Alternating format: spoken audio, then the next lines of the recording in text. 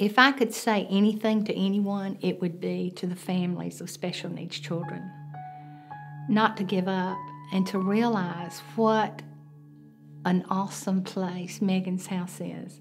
You know, in all my travels, I'm not aware of another facility like Megan's House anywhere that I've ever been.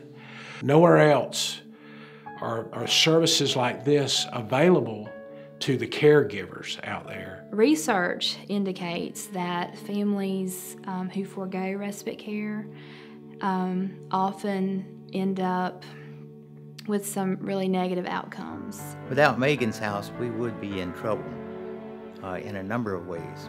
For example, our child requires so much attention throughout the night. It's seldom, in fact, it's been years since either of us have gotten a good night's rest. But we don't mind because he deserves this kind of care, and he certainly needs it. We're oftentimes running at the exhaustion level, I should say. But Megan's House provides us a means of resting and getting ourselves recentered. And so when we come back to Christian, you see, we're sharp. We're able to provide him continued care because we're able to get rest. They love it. Tipton and Bethany love it. You can tell they're getting more and more comfortable with it. And that just, you know, it's reassuring once you see the people there interact with them.